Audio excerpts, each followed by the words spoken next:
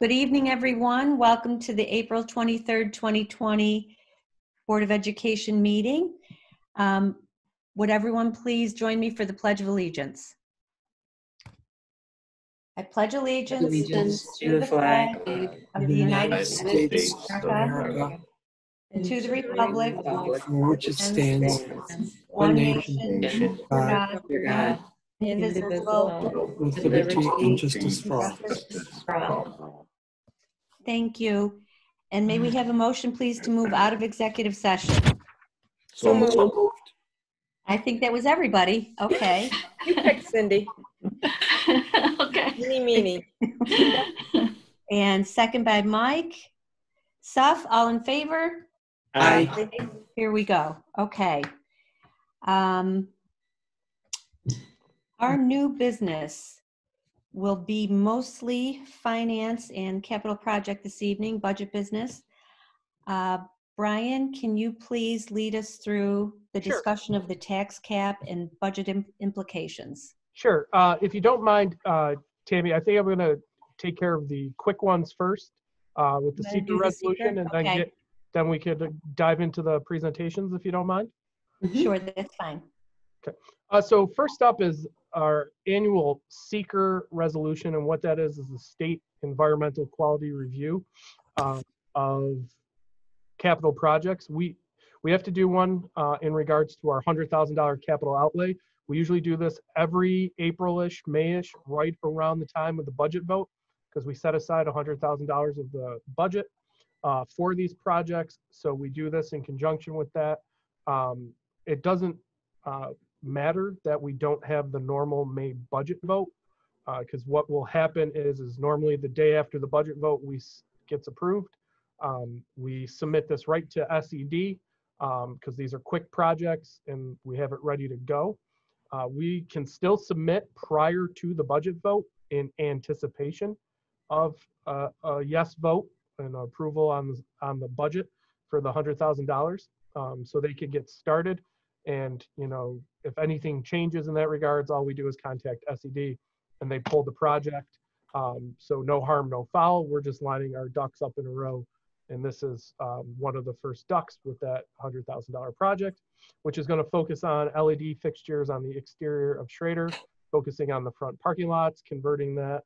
And then depending on how bids go, look at the end wing for ceiling and light replacement there. So. Okay, anybody have any questions about this resolution? No, thanks. Okay, can we have a motion, please, to accept the seeker resolution for the capital outlay portion of So moved. by Mike? I'll second it. Linda, all in favor? Aye. Thank you, motion carries. And the next item you'd like to tackle? Sure. On the treasurer's report, I just want to point out, this is for the month of March. And you notice we received a significant amount of state aid in March. That is a huge month where we receive a large portion of state aid. I just wanted to contrast that because I know a lot of the things that were being presented through NYSBA and some comments out there is that districts were concerned that they wouldn't get their full aid in March because of the economic crisis. But we have reconciled ours through the treasurer's report and to all the state output reports. We got every single penny that was owed to us in the month of March. So we are all good there. Excellent. Does anybody have any questions about the treasurer's report? Nope. Seeing none, can we have a motion to accept it, please? So moved. Maria, and a second. I got it. Mike Suff, okay. And all in favor?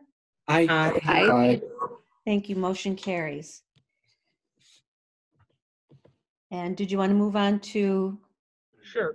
We'll the jump tax right cap? into, the Okay. estimated tax rates I think would be perfect next. Okay, So Cindy, I'll take over and share my screen. All right, I've stopped. There we go. Okay, any questions? That's the first thing that came up. So I just want to, we could take a minute, go through the estimated tax rates as part of this budget cycle. for 2020-21. Just to review the three parts of what makes our tax rates. Really, three parts is 1/3 is state controlled. That's the equalization rates that are assessed to us. The local assessor controls the level of assessments, and then the tax levy is district controlled. So 1/3 of the formula that goes into calculating our tax rates is district controlled. And so let's break those three components. What are we projecting for next year right now? Is that our total tax levy, which is cap compliant, is going to be $111,092,837. It's a 3.66% increase over 1920. So that's the first part. That's our part that we set and control. The next parts are a little bit more difficult to project, but every year we try to do our best to look at that and see what's going to happen. So the next part I want to focus in on is really the equalization rates. We can have a conversation around why that's changing and what's happening. So right now, you see the four towns, Webster, Penfield, Ontario, and Walworth. Currently, as we sat through this last cycle, Webster was at a 77% equalization rate. And in essence, what it's saying is that the town of Webster is 23% undervalued. So the equalization rate is dropped. Penfield was at 90%. Ontario was at 94%, and Walworth is at 92%. And as far as size of property value, obviously Webster makes up roughly about 69 to 70% of the district. Penfield makes up about 27%, and then Ontario and Walworth combined are around 3%, give or take a little bit on the estimates. So an equalization rate drop of 6% in Walworth is a tremendous shift for that town and what's going to happen for their tax rate. Same thing for Ontario, a 3% there is also impactful. Penfield with a 3% is also normally would balance out with any changes in Webster, but you're going to see some impact there. And Webster is not known at this time. Penfield, Ontario, Walworth have all published on the state site of what their early rates are. So those are out there. Webster doesn't know quite yet. So just based on history, I went with this exercise predicting, since everybody else is dropping, I know we're not doing a townwide reassessment. One can conclude that we are going to go down again. And so I just went with a 2% drop, really unknown, going to go 75%, be a little conservative in that projection. So that, those are all going to have more impact on what our rate does than anything that we do from a tax levy standpoint. And then assessments, we don't really know until we get our roll reports after July. Usually they come somewhere second, third week of July from all the towns. But I used a 10-year average. Webster just a little bit below 1%. Penfield about a 2.29%. Ontario 1.49%, and Walworth 1.34%. So just a simple 10-year mathematical average of the year-over-year assessment increases for the four towns. Any questions on those three parts that I just went over? Anybody has? I have a question. Sure, Sue. Brian, for some reason I remember in the back of my head that at some point the town of Webster was going to do a reassessment. I believe that's on the docket for 1 year from now. Okay. And is that still the plan with the new supervisor? I believe so, yes. Okay. I think they were waiting. There was, and Carm, correct me if I'm wrong, there was some changeover in some of the key positions inside the town, if I'm not mistaken. So yeah, I don't know about that, but yeah, Supervisor Flaherty a few months ago. Yes, correct.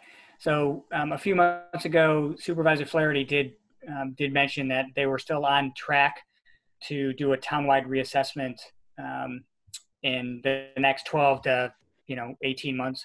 And I think the original thing was they were going to begin it in the fall, but I could be wrong, and I have no idea if all of this has hampered that, because it does cost money to do a town-wide reassessment, and depending on what the economic downturn means for the town of Webster's finances, they may postpone that. I don't know, but I'll text Supervisor Flaherty tomorrow. Thank you.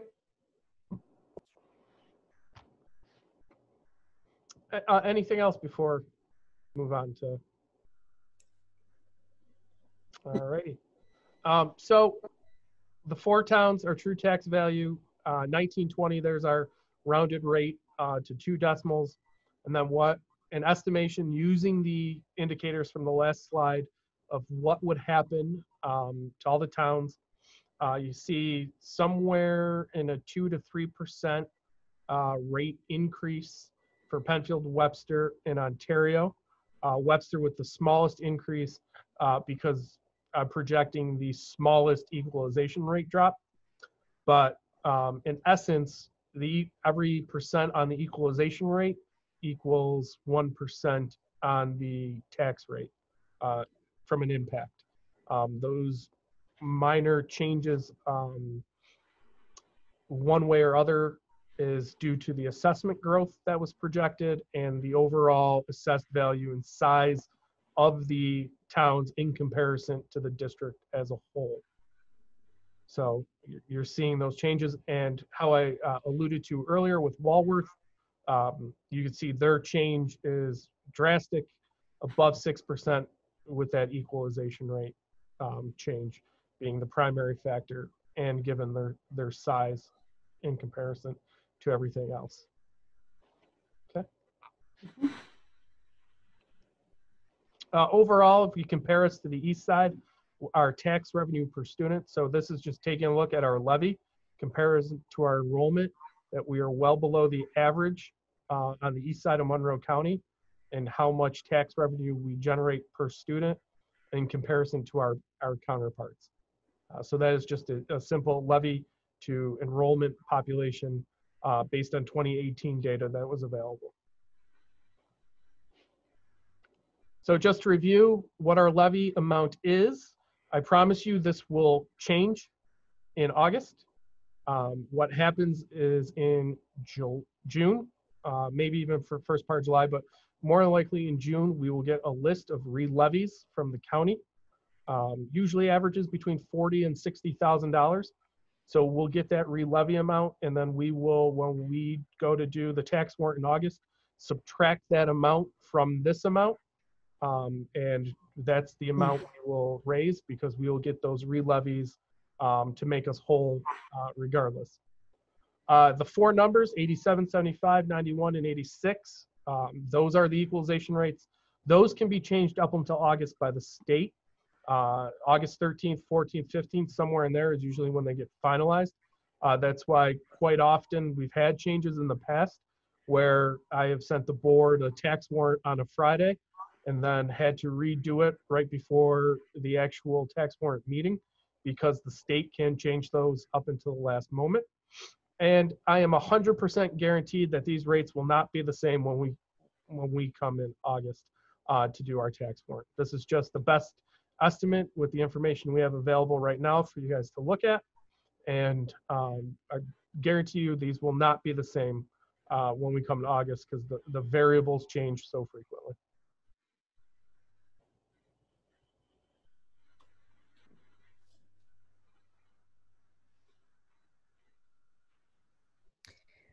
Does anybody have any questions, or knowing that this is going to change? Thank you for what you were able to provide. Does anybody have anything they'd like to add or are thinking about? Kind of a wait and see. Okay, and that was for information only, so we don't need to act on it. Do you want to move into the capital project update? Sure, happy to. Okay, thank you. So our capital project update, so we got a lot of capital items going on. So just to run you through the agenda for tonight, we're going to talk a little bit about what's going on at Thomas, Spry Schrader, give you an update on the elementary schools in Willink, the transportation center, and then some additional items and where we're at with the current aquatic center project and the upcoming $100,000 capital outlay. And then thanks to Paul, we took some video photos and he put them together for a nice little collage for everybody to take a look-see of what's going on. So first up, Thomas High School, we got the 2016 project. The media center is complete. There's a few items that are on back order. It's not going to impact the space per se. Just some window treatments and a couple doors that were on back order that we could put in after the fact. Furniture is in the space, just waiting to begin the book reshelving when we get the all clear to go ahead and do that. So that's the 2016 project. The 2018 project has been submitted to SED. We're working with the facilities planning on creating more aid for the technology wing addition. Bill Ottman has done a great job helping us lead the charge with Brian Neenan about getting additional CTE credits through pathways. When we get those pathways, it adds to our aid count for the technology wing. We are still, even though the project is submitted with SED, we could do addendums. We're working with Labella for design changes around parking lot for traffic flow. This year, especially with the changes in time, we've seen a significant backup at the end of the day along Publishers Parkway. So we asked them to take a look at that through this design process, and we might have some addendums. Shouldn't hold up the project at all to work around within our current budget, just looking at a redesign within the current numbers to alleviate possibly some of that backup along Publishers Parkway. And working to add some pool mechanical upgrades to the project that we think would fit within the budget as well, due to some of the aging equipment that is in the, for lack of a better term, basement at Thomas. Stop me if you have any questions specific to the project or that part of the project for that school. So feel free to jump in there. Anything with Thomas? No. All right, moving to Spry. So the DAO renovations are complete. We have started our socially distant packing. Actually, today was the first day that people were in 3 at a time to pack up their desks. So we're going to start that progress over the next couple of weeks of packing and then moving and unpacking socially distantly. The cafeteria is progressing. We're expecting August 2020 that to be completely done. We are hopeful for a little quicker, but we have had a little bit of slowdown with crew manpower size being affected by COVID-19. A crew of 6 that were working on brick down to 3, just, trying to keep those social distance rules. Boiler work is underway for Spry right now. We're looking at starting the main office renovation also shortly.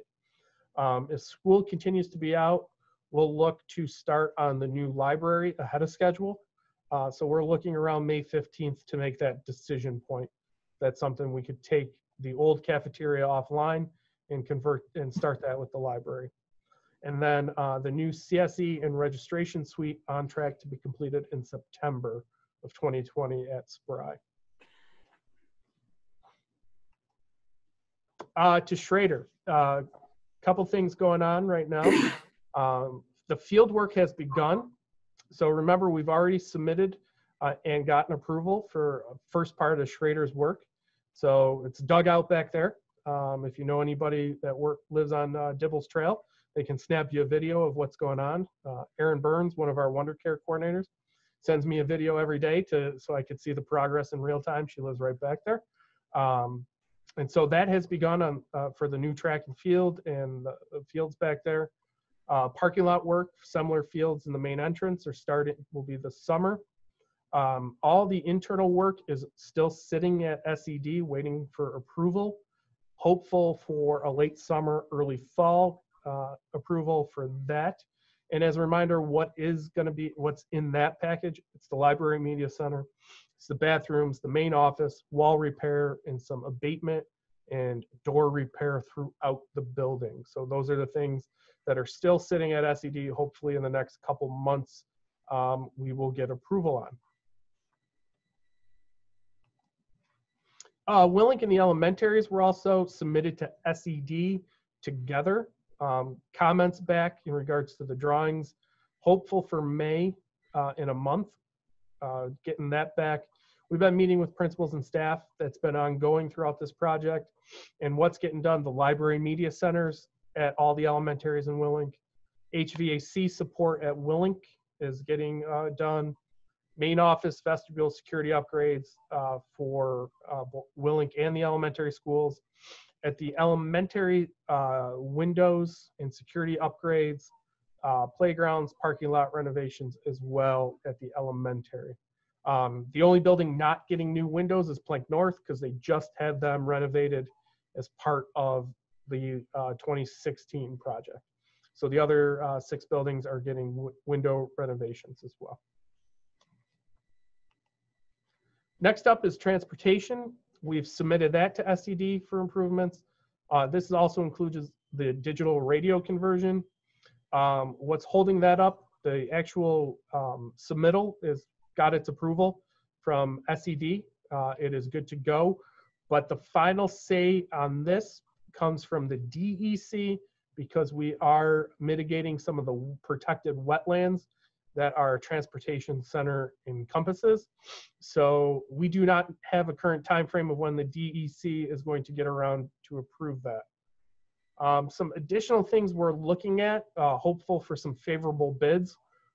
Even more hopeful now with favorable bids about people wanting to get to work once the economy opens back up. We want to look at the current Schrader Stadium. Many of you are aware we had, during one of those last windstorms, one of the original light poles that were put in 95, 96, came down with 50-mile-per-hour gust. The other 3 are were tested by a metallurgist. They're in good condition, but it's just going to look really funny with one lighting system that is 22 years newer than the other lighting. So we're concerned with having mismatched. And so there's some things that we could do. We're going to look to possibly replace the rest of them simultaneously, just so they're all on the same type of system and frequency. We think we have some room within this capital project to be able to do that. Want to look at the Basket Road turf as well. Hopeful for a favorable bid that we'd be able to also get some replacement in there. And then, as we work through this, the aquatic center is similar to Willink. It looks like a brand new facility still, but it's got 22, 23 years. By the time we get around to it, we're doing the lights, but there's some other mechanicals we might look to possibly do if the bids come in favorably. So with that as a segue. Hey, Brian, before you go, could you connect how the digital radio upgrade and wetlands come together? Is that a tower that you have to put up? So the digital radio conversion is we are replacing all the bus radios from an analog system to a digital. And we're doing that also for all our security radios, moving to a digital system and hooking into a county-wide network rather than, right now we have our own tower on the top of Spry that if we wanted to improve our, boost our signal, we have to go through and get approval because we're so close to Canada. We have attempted to do that, but the Canadian government can overrule us. So they're not picking up our chatter across the lake because we are so close. We work with the county, within the county system, move to this digital. It's one of the things we no longer have to worry about. Right now, our buses struggle to talk down in the dugout on Empire Boulevard, spots on Lake Road inside of Webster, spots around Browncroft, and we're traveling with our buses as far out as Manchester, Shortsville, and all the way out sometimes to Holly, Kendall area. So the digital radio was a safety need that we looked at, and this will allow us to, for the first time ever, to have buildings be able to communicate together and also with the buses. So it's a pretty, it's an extremely advanced system compared to what we have now.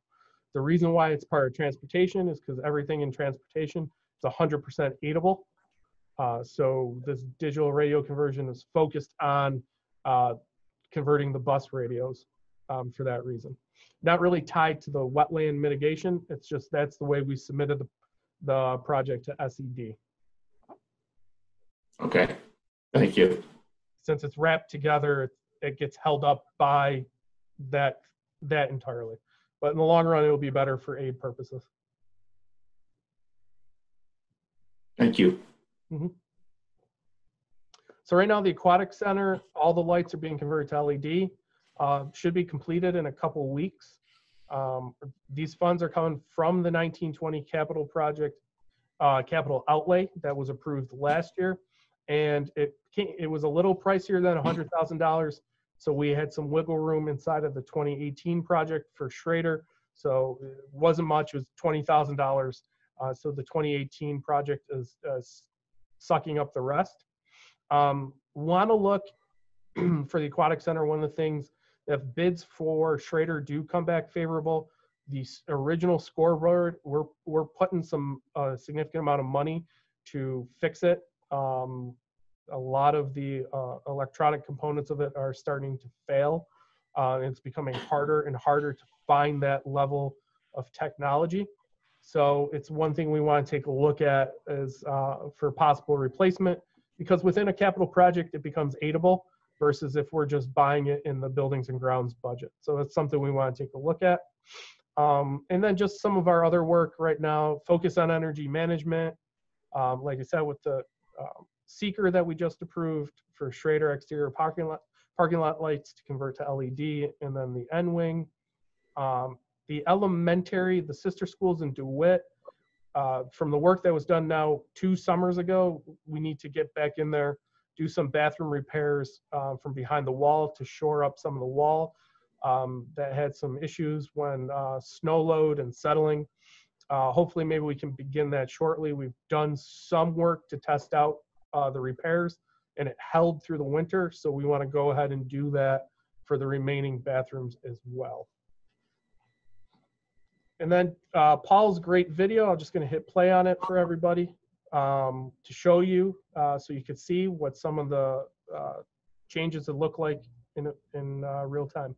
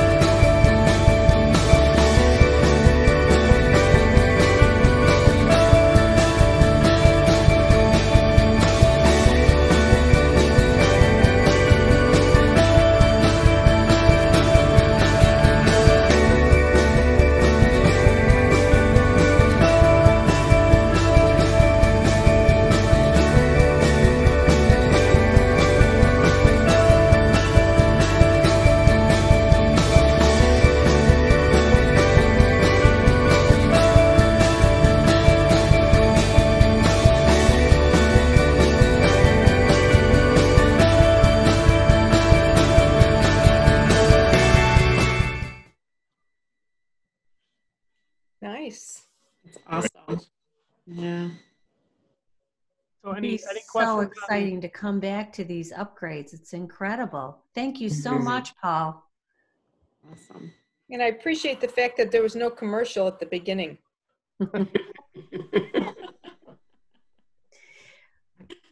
Brian, question for you. Sure. Given the fact that there are fewer disruptions, assuming that workers can still work in whatever size group is allowed, could this represent any savings for us? And or are we able to get all the supplies and materials that are needed? There's been a couple hiccups with supplies and materials. especially things coming from out of state that were ordered, that were delayed because, you know, I think in the early stages of shutting down and what that looked like, it was some companies took a very strong approach to it where it's like, no, we're done. Your brick's not coming. It's delayed until whatever state it was coming from gives us the order that we're open for business again. And then slowly it started to loosen up a little bit. It won't save, I don't see a money savings. Where I see a money savings is when as we open up bids, that there'll be people wanting to work and get back to work. So we're opening up a bid Monday on buildings and grounds for some work over there. The turnout has been actually, for the size of the project, a lot higher than what you would normally see. So it shows that there are people sitting around waiting for work, and school construction is one of the things essential and that can happen. So that's going to be advantageous to us. But, you know, we've seen crews become smaller. You know, one person gets a fever, they might not have get tested, but then that has a ripple effect. Maybe they just have, you know, a normal, you know, sinus infection, but that person's done for 2 weeks, and anybody that was around them is now done. So that crew stops working. We have had things like that, and there are societal pressures on our subcontractors. It's like, why are you going to work when, you know, everybody else is staying home? We want you to stay home and be safe. So there are some contractors that are doing that too. So we've seen some I won't say slowdowns, but things are, you know, normally where you might have 40 guys working on the cafetorium, now we only got 20.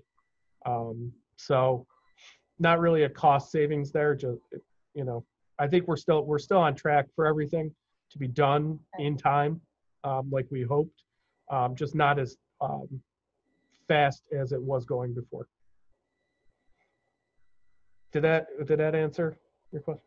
Yes, no, thank you. That and certainly other things that I might not have thought about. So yeah, I appreciate that response. Does anyone else have questions or thoughts they want to share? No? Okay, then this was for information only. So thank you, Brian, for all of this, and Paul as well for the video. Given that, this wraps up our agenda, and we just want to extend our gratitude to teachers and staff who are delivering instruction in a way that they were not prepared for, and to families to thank them as well for the work that they're putting in, and they didn't sign up to be teachers.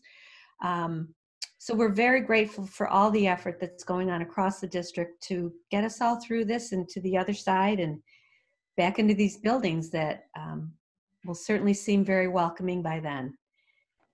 Having said that, does anybody have anything you want to add? We good? Okay, then can we have a motion to adjourn, please? I'll make that motion. Sue, and a second by Mike. Thank you all. Everyone have a nice evening. Take care. Thank you. Thank you.